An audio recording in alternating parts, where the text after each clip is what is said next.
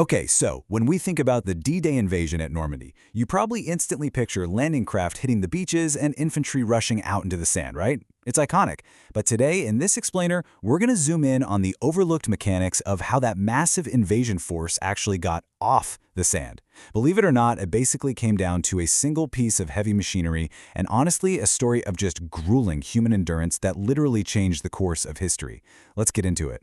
34,000. Let that sink in for a second. That is the staggering number of American soldiers who were pinned down on the absolute killing ground of Omaha Beach on the morning of June 6, 1944. They had landed on this narrow, 300-yard deep strip of sand, completely exposed to overlapping fields of fire from the fortified German 352nd Infantry Division. We're talking artillery, machine guns, snipers, all locked onto every single inch of that space. For those 34,000 guys, desperately needing a way inland, a beachhead with no exits isn't a foothold at all. It's a trap. They desperately needed a road. Now, the interesting thing is, military planners actually knew exactly what this bottleneck would be. They totally saw it coming. So they originally assigned 16 essential bulldozers to open up the 5 blocked beach exits. The Allied command understood that the Germans had heavily fortified and blocked every single draw leading off that sand. Without those 16 massive machines to clear the way, absolutely zero wheeled or tracked vehicles were moving inland. No reinforcements, no medical supplies, no artillery. The whole operation essentially hinged on these dozers. But as is so often the case in war, the reality of Omaha Beach tore those meticulously crafted plans to shreds almost instantly. Out of the 16 machines they planned for, only 6 actually managed to reach the shore under that devastating German fire. Just getting these enormous pieces of equipment from the landing craft to the shoreline proved incredibly deadly. The vast majority of them were either lost to the rough waters of the English Channel or took direct hits before they could even drop their blades into the sand. And it gets worse. Within literally minutes of hitting the beach, artillery completely destroyed half of the remaining dozers. That left a mere 3 operational bulldozers on the entire beach by 8 a.m. The German gunners weren't dumb, you know? They understood exactly what these machines represented. If the Americans clear an exit, thousands of vehicles pour through. If they keep it blocked, the invasion fails. So they made these dozers an absolute priority target. 3 machines left to save 34,000 men. Which brings us to an incredibly unlikely hero, and the concept of the naked bulldozer, driven by a guy named Private Vinton W. Dove. Private Dove was just 20 years old. He'd been a civilian less than a year prior, had 0 combat experience, and this is what he was driving. A terrifyingly vulnerable 22-ton D7 bulldozer. Just look at this list of vulnerabilities. No armor, no cab cover. The operator sits elevated on this totally open metal seat, completely exposed and visible from 500 yards away in every direction. It's essentially a massive, slow-moving bullseye right in the middle of a war zone. Yet, at 6:22 a.m., when his landing craft dropped its ramp and the men right in front of him were killed instantly, Dove didn't freeze. He just put his bulldozer into gear, pushed the destroyed vehicles out of his way, and drove straight into chest-deep water toward the gunfire. So, the mission for Dove and his machine was quite literally moving the immovable, specifically at a spot known as Exit E1. Dove and his relief operator, Private William J. Shoemaker, were tasked with clearing this specific, vital draw.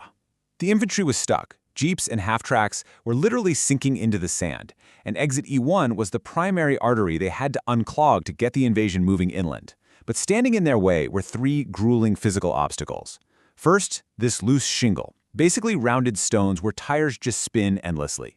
Second, a massive timber and steel roadblock constructed by German engineers. And finally, a massive tank trap designed to swallow any vehicle whole.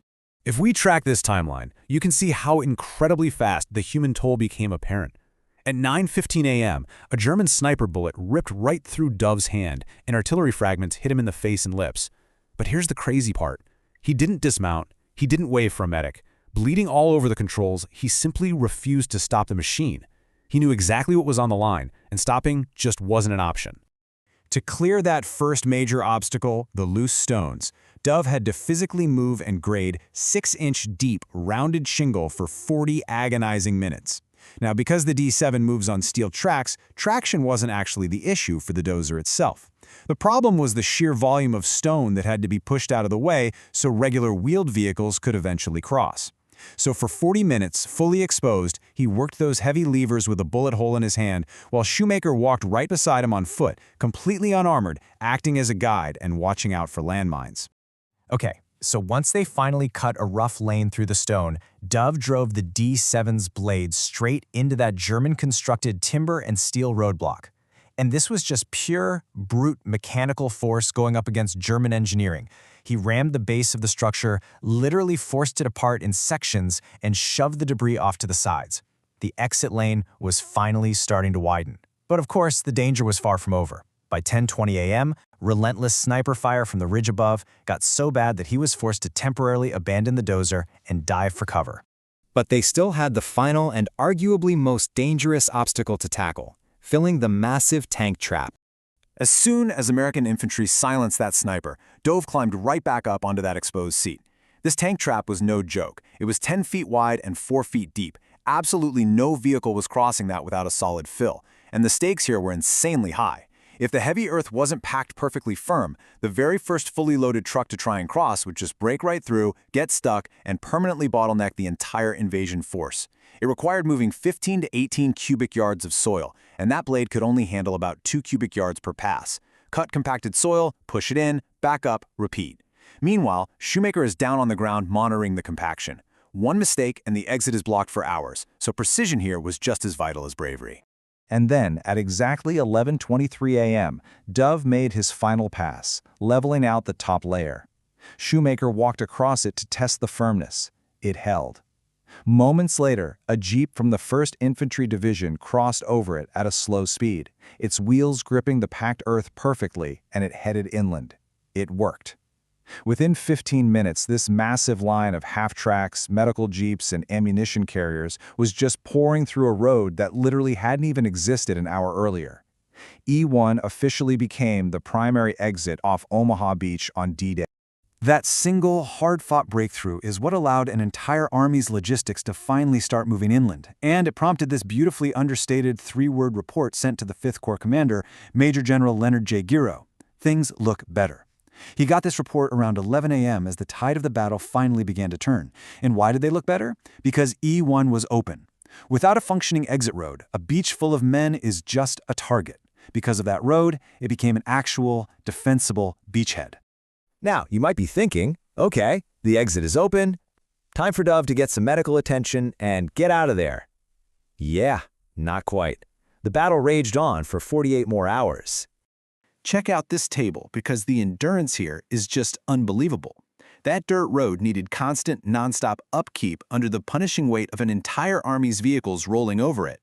Dove and Shoemaker alternated controls for 48 continuous hours, grading, regrading over and over while German artillery constantly blasted craters into the E1 corridor. Every single time a shell hit, they were right there to fill the hole. By the morning of June 7th, they had been operating for 28 hours straight, and Dove's gunshot wound and shrapnel injuries were still completely untreated. Cut, push, grade, reverse. It wasn't until 6 a.m. on June 8th that Dove finally reached over and shut down the D7's engine. It's a story that perfectly captures the gritty reality of the unsung combat engineer. Dove's unit, the 37th Engineer Combat Battalion, actually suffered the highest casualties of any engineer unit on Omaha Beach. They lost 24 men, including their commander. They literally altered the arithmetic of the entire invasion. But when you read the formal military language from Dove's Distinguished Service Cross citation, it severely understates that bloody reality. It calmly notes the bulldozer was a prime target and mentions their pioneer efforts. It's kind of hard to grasp the sheer, raw horror of sitting totally exposed on a metal seat for 2 straight days while the enemy tries to obliterate you just from reading those polite words. So when we look back at the historical memory of D-Day, there is this incredibly stark contrast between the highly memorialized infantry and the totally obscure, yet utterly vital engineers. Our popular history, the movies, the books, they heavily focus on the infantry bravely crossing the sand. And rightly so. That bravery is absolute and unquestionable. But we have to remember, those infantrymen only moved inland because guys like Dove and Shoemaker worked entirely exposed on unarmored machines to physically cut the paths through the obstacle. So, as we wrap up this explainer, I want to leave you with this final thought. Why is it that we so easily remember the men who crossed the sand, but we completely forget the ones who built the road? Private Vinton Dove spent 48 agonizing hours on a 22-ton machine, bleeding, so that 34,000 men could live to fight another day. It is a stunning testament to the quiet, mechanical, relentless grind that actually wins wars. I really hope you never look at the logistics of history quite the same way again. Thanks for joining me.